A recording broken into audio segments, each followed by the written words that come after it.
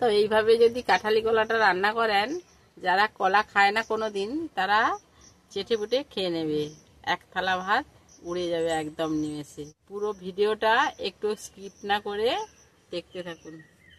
নমস্কার বন্ধুরা, আজকে আমি চলে এসেছি ছোট্ট অনন্যা রান্নাঘরে। তো আজকে আমি একটা নতুন দারুণ স্বাদের রেসিপি বানাবো। তো এই কাঁঠালি কলা, এটা এবার ঝড়ে পুকুরে পড়ে গেছিলো, তাই পুকুর থেকে কেটে নিয়ে চলে এসেছি। গাছটা পড়ে গেছিলো, এবারে এটা আমি কেটে নিয়ে বাড়ি নিয়ে যাব, গিয়ে এটা ভালো করে কেটে পরিষ্কার করে নিয়ে রান্নার জায়গায় যাব। দেখতে থাকো।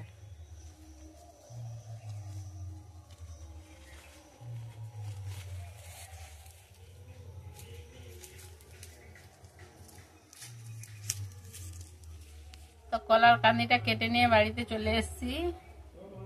এই যে নরম কলাগুলো, এগুলো এমনিতে পাকানো ভালো লাগবে না, পাকিয়ে খেলে ভালো লাগবে না, কষা লাগবে। তাই এগুলো রান্না করে খেলে খুব সুন্দর লাগবে। এই নরম নরম কলার ভাজাও ভালো লাগে, ঝালও ভালো লাগে।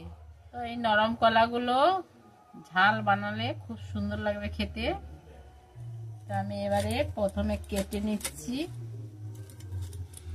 এইভাবে কেটে নিচ্ছি। যেহেতু এর কষ আছে, তার জন্য জলে ফেলে দিচ্ছি। এইভাবে কেটে নিতে হবে।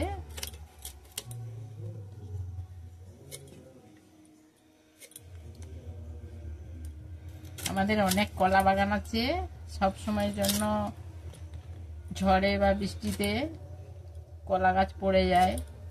তো আমরা এইভাবে রান্না করে খাই, এগুলো ফেলে দিই না। অনেক উপকার আছে এইসব নরম কলার।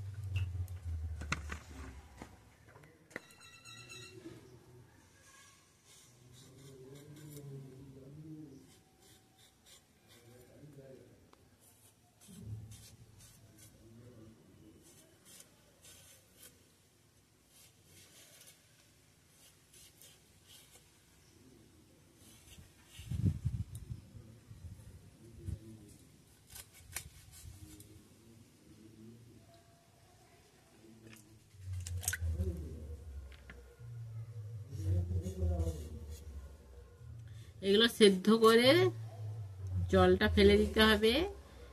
সেদ্ধ না করলে এই কলার বীজটা বের করা যাবে না। এই যে কলার বীজ একটা আছে, এর জন্য একটু সেদ্ধ করে বীজটাকে বার করে দিতে হবে। আমার কলাগুলো কাটা হয়ে গেছে, এবারে আমি জল থেকে নিয়ে নিচ্ছি। এই যে জলটা কিভাবে কষ হয়ে গেছে দেখুন। এই যে কষ জল বেরিয়েছে। এবারে আমি রান্নার জায়গায় যাচ্ছি, কলাটা সেদ্ধ করব হালকা করে। চলে এসেছি রান্নার জায়গায়। প্রথমে কড়াইতে জল দিয়ে দেব, 1 চামচ মতো হলুদ গুঁড়ো। কলাটাকে একটু সেদ্ধ করে নেব।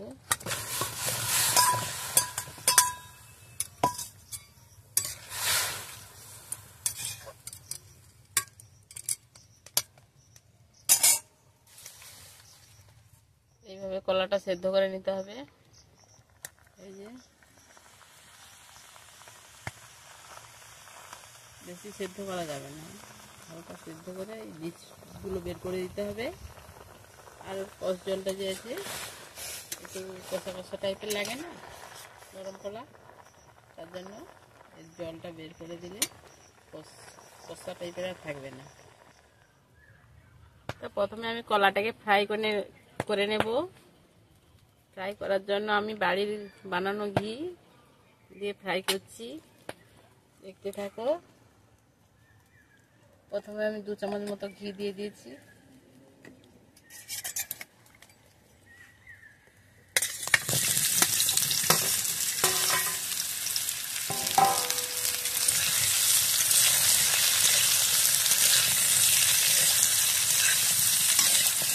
আমার ফ্রাই করা হয়ে গেছে, এবার আমি নামিয়ে নেব।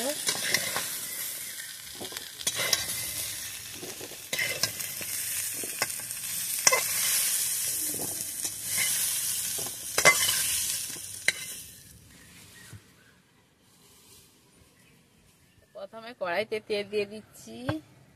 আমি সাদা তেল ব্যবহার করছি কলা রান্নাটায়। কালো জিরে দিলাম 1/2 চামচ মতো, গোটা লঙ্কা,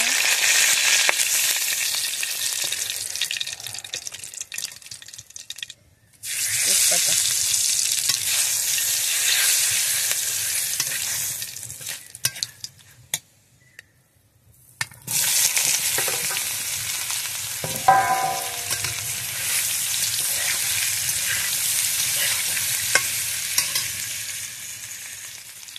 পরিমাণ মতো লবণ দিয়ে দিলাম।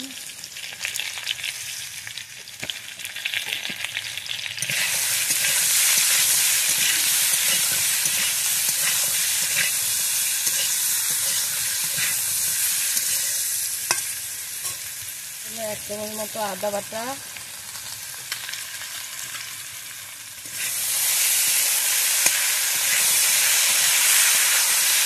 এক চামচ রসুন বাটা,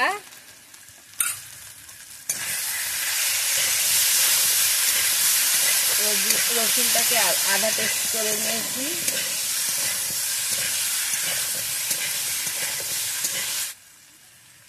পেঁয়াজ বাটা দিলাম 2-3 চামচ মতো।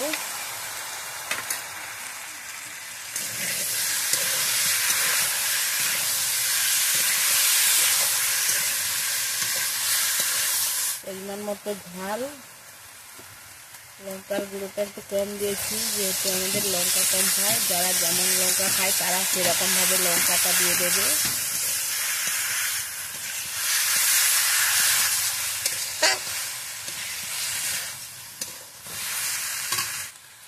তো হলুদ দিয়ে সেদ্ধ করেছিলাম, তার জন্য হলুদ গুঁড়োটা একটু কম দিলাম,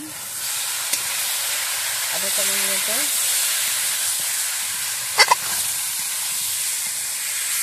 তো আমার রান্নাটা স্কিপ না করে পুরোটা দেখবেন, তাহলে ভালো লাগবে। আমি 1 বাটি মতো জল দিয়ে দিলাম।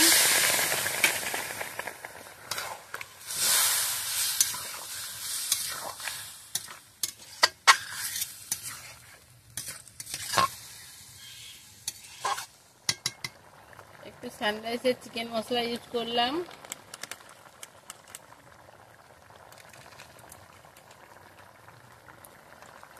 টমেটো বাড়িতে নেই বলে একটু টমেটো সস দিয়ে দিলাম।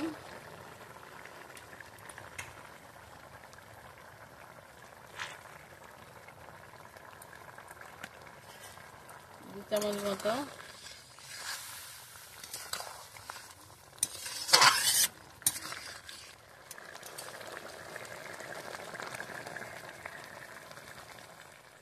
তো এবার আমার রান্নাটা হয়ে গেছে, আমি নামিয়ে নেব।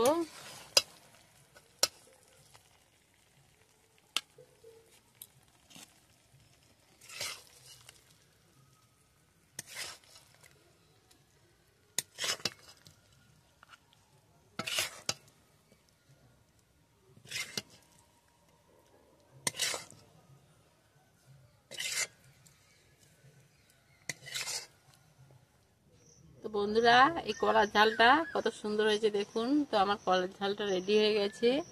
মাখো মাখো করে কলার ঝাল আপনারা বাড়িতে বানাবেন। প্লিজ ট্রাই করবেন। এই কলার ঝালটা যদি আপনাদের ভালো লেগে থাকে, লাইক, কমেন্ট, শেয়ার, সাবস্ক্রাইব করতে ভুলবে না। ভালো থাকবেন, সুস্থ থাকবেন। নমস্কার।